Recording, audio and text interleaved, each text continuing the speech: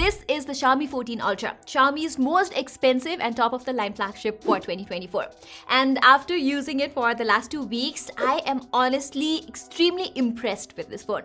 This year, if you look at all the Chinese flagships from Oppo, Vivo, Honor, and even OnePlus, they are getting seriously better and better and getting really close to the two giants, Samsung and Apple. But I believe the Xiaomi 14 Ultra is slightly ahead of all the other Chinese phones. You get a ton of innovation here, some nifty, cool photography kits, and a more mature product overall. Last year's Xiaomi 13 Ultra was already an excellent phone, and what I like is Xiaomi is not trying to change much with this year's 14 Ultra. First, you get the same design language with a vegan leather back, this iconic camera layout, IP68 protection, and a metal frame which extends like this to the back of the body. Altogether, it's a very well-made device, and I got used to its heft pretty quickly as well. Xiaomi says they have improved the durability by including brand new aluminum frames and a new shield glass protection for display that is supposedly 10 times more durable than Gorilla Glass Victus. Likewise, this display is something I am thoroughly impressed and wowed by, and not just on this one actually, but all the high-end Chinese phones lately. And the Xiaomi 14 Ultra screen is just incredible as well.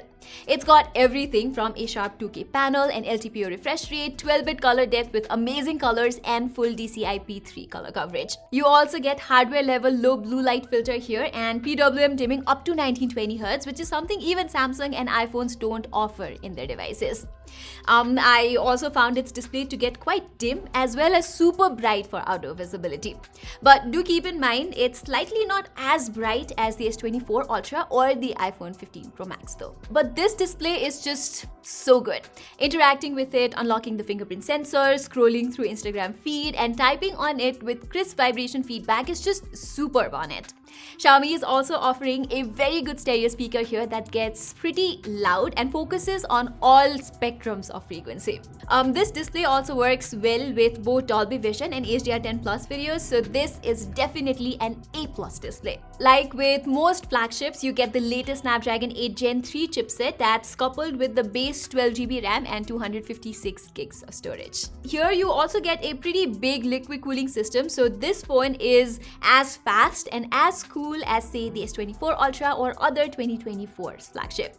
However, I found the battery life here not to be as good as my primary phone, the S24 Ultra. It just endures like 10 to 15% less, but no worries, to compensate, charging is super fast here, both wired as well as wirelessly. Okay, so what truly makes for an incredible smartphone these days is how companies can differentiate their camera hardware and optimization, and in this area, the Xiaomi 14 Ultra truly stands out for me.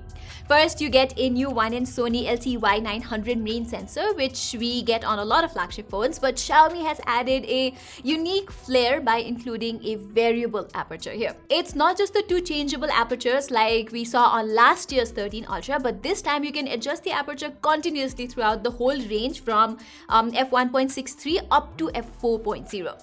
This is only possible in the Pro mode, by the way, but Xiaomi also lets you choose up to 4 f-stops in the regular photo mode as well. So being able to switch the aperture allowed me to better control what and how much of focus I need.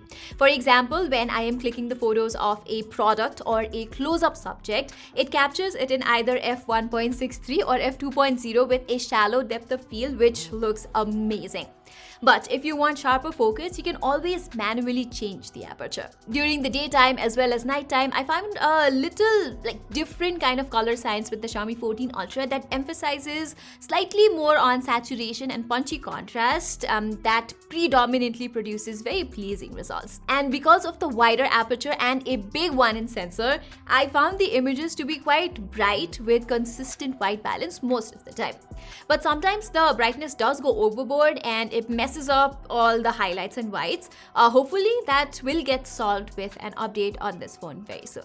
But this main camera has one of the best HDR processing I have ever seen on a smartphone. It lifts the exposure ever so slightly to bring that on-point dynamic range in even darker shadows that looks excellent overall. Details is very nicely rendered on this phone, and once you zoom in, it has a natural quality to it. There's little to no noise in even somewhat dimly lit scenes. In the camera app, there are also a lot of classic Leica filters, and you can click stunning black and white photos like this one from this phone. Another area where the Xiaomi 14 Ultra is streets ahead versus the competition is its 3.2x zoom camera. It is the best I've seen on a smartphone and produces clean, detailed images like this both during daytime as well as nighttime. And look at this shot of my cat, it's amazing. Although at this point, he looks unhappy that I'm using his photos for camera samples without permission. Jokes aside, this zoom lens also lets you click some high quality macro shots, which I don't think a lot of mobile phones of 2024 can match. The 5x telephoto lens is also no slouch, and it's quite close to what the S24 Ultra offers, but Xiaomi still does not provide you with an option to take portraits with its 5x lens, which is just weird in my opinion. You can only take 1x, 1.5x, 2x and 3x portraits. And when you're clicking the portraits in the Leica Authentic mode, it demands a particular mindset to fully grasp and appreciate its outcomes. It's simply not suited to all individuals. For instance, I found colors lacking that vividness and skin tone just not to be as natural. But you can always toggle to the master portrait mode or play with a lot of filters to get some decent results. Alright, apart from the portraits, I found the ultra-wide-angle camera to not be on the same level as the S24 Ultra or the iPhone 15 Pro Max. It does have a wider field of view, but I found it to be a little bit inconsistent. Selfies are also pretty average here. It's not terrible actually, but I have seen a better selfie camera than the Xiaomi 14 Ultra, that's for sure. Nevertheless, I am very happy that this phone is a capable video camera phone. It can shoot up to 4K 60fps videos from all the lenses, and they have excellent stabilization and don't jerk while panning, whereas details and dynamic range are commendable as well.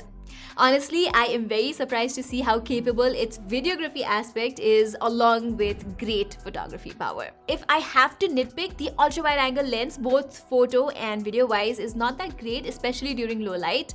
You will notice a bit of noise and desaturation, but the 3x camera and even the 5x zoom videos are much better than the likes of even the S24 Ultra. So overall, I truly feel like Xiaomi flagships have matured a lot over the years, and this year's 14 Ultra is a top-tier flagship and deserves to be in conversation with the likes of Apple and Samsung. I really like that Xiaomi has also taken care of small details on the new Hyper OS. It just feels more evolved now. But its cameras are the thing that stands out for me, and if you're a proper camera enthusiast, you can get yourself the $200 photography kit, which opens up a lot of doors for more creativity. Xiaomi has also done a good job with the pricing too. I got this unit from China at just 6,500 yuan, which converts to some $900, and even in India, it's priced at 1 lakh rupees, which is much cheaper than iPhone and Samsung. So a good job from Xiaomi in this aspect as well. So everyone, that is all for my experience with the new Xiaomi 14 Ultra. I have been using it alongside the S24 Ultra, so let me know if you would like a head-on-head comparison with it. Saying this, it's me Pratima, and thank you so much for watching.